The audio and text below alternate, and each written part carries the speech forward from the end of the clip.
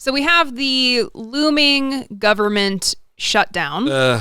There is apparently no possible deal, they're saying on the news. The funding ends on the 30th. That's right. So basically what the goal has been is to pass a continuing resolution, which is temporary funding. And that just funds the government at current levels. Yes. And so funding is going to expire on the 30th, and Speaker of the House Kevin McCarthy was apparently at work all weekend, based on reporting from local news like NBC News, local news, national news. He's an ineffectual goober. Just has no ability whatsoever to lead his own party, not to mention the entire House. Yeah, so he's working on trying to get some sort of deal, but the radical right-wing faction of the party is opposing any kind of stopgap measure to fund the government by Sunday. They think that a shutdown is the thing that they need in order to force spending cuts in Congress. That's kind of what they're strong-arming. And they're also threatening Kevin McCarthy's position as Speaker if he even attempts to work with Democrats.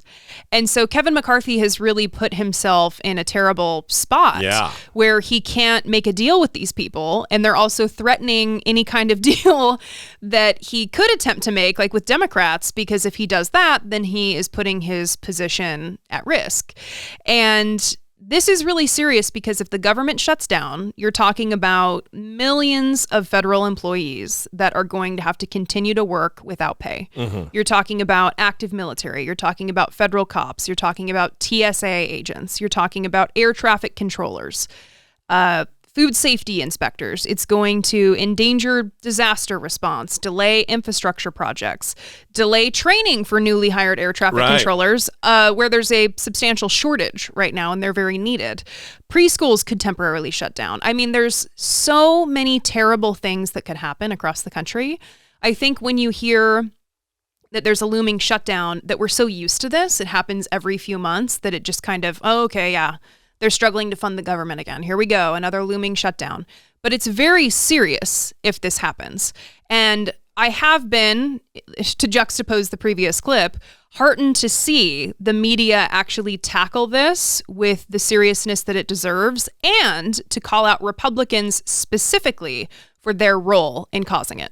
You know, we're in this position basically because there is a group of roughly 5 to 10 conservative Republicans who just will not pass a continuing resolution. And as a result, they are then holding hostage every other piece of legislation that the Congress is trying to get over the finish line, including this defense appropriations bill, the spending bill to fund the Department of Defense, which is loaded with conservative, almost culture war issues that really have no hope of passing the Senate. It's a very conservative bill, but because they're concerned about the other spending bills, these House conservatives have basically paralyzed all the work in the House of Representatives. Here's what a smattering of them said today about the reason that they're holding everything up. They can't count. That's what it means. As I said, we are completely dysfunctional, and folks are going to have to start realizing that in our conference, and they're going to have to take this stuff serious because they're obviously not. And there's been promises made and promises that weren't kept, and there's some people upset about it. Until they're able to meet my red lines, they're not going to have my vote. As far as the CR, we had an over 2-hour meeting, and what I heard in the meeting is there were 7 or 8 people that were a no on it, and so to me it's dead in the water unless they change something. So to put this in plain English, Kristen, in order to move the continuing resolution, which would keep the government open past September 30th, but only for a short period of time, Kevin McCarthy needs to come up with a bill that 218 Republicans will vote for, because he's not going to get any Democratic bill for the type of bill Republicans would support. At this point, he does not have those votes, and as a result, nothing is happening. So without a doubt, it is an apt comparison to compare Kevin McCarthy to Neville Chamberlain. I mean, he appeased these radicals, and then they're riding roughshod over him. Mm-hmm. Nothing is getting done. He made promises to them. They made promises to him in return. And now they're reneging on those promises. I mean, at one point they were saying, if you allow us to move forward with impeaching Joe Biden, we'll work together to get the government funded. And then they turned against that. They're liars and radicals who are even working against their own political best interest, because overwhelmingly the American people don't want a government shutdown. And overwhelmingly the American people know, even Republicans know, through polling we know this, that it's going to be the Republicans' fault. No one's blaming the Democrats if the government shuts down. Mm-hmm. Ugh. Yeah, well, and that was actually something useful that we heard from Hakeem Jeffries, who kind of gave a history lesson, I guess you could say, on government shutdowns and who actually typically is to blame. 2018 into 19, same thing. They shut the government down for 35 days. By the way, when the government shutdown began, Donald Trump was president. Republicans controlled the House and the Senate. In December of 2018, they shut themselves down. That's how much it's in their DNA. That time, what was the extreme ransom note?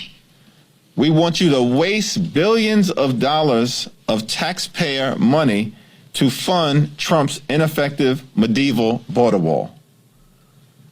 Once again, we held firm, refused to pay their ransom note,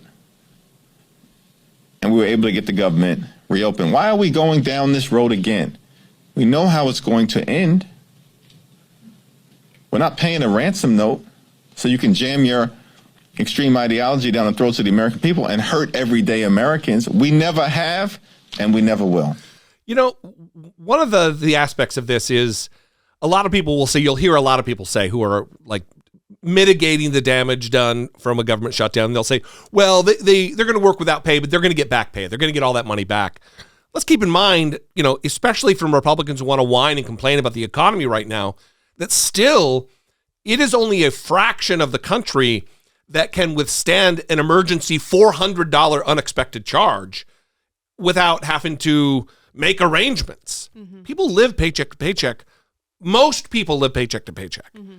This will absolutely do harm to families, to Americans, and Republicans. Not only do they not care, they're engineering that harm and that financial trauma on families, on Americans. Yeah, I heard somewhere someone make a claim that, oh, they're considering it like a vacation.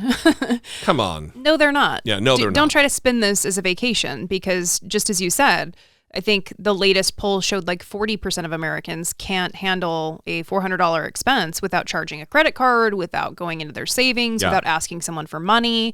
And so, yeah, this is not a quote unquote vacation. This is something that is going to have serious impact on a lot of people. It's not like just working for the government makes you a rich person. I mean, right. These are normal people with a normal job that just happens to be for the federal government who don't make astronomical money. Yeah. I mean, this is an engineered trauma on working people. Republicans are responsible, and they're not getting their shit together to make it right.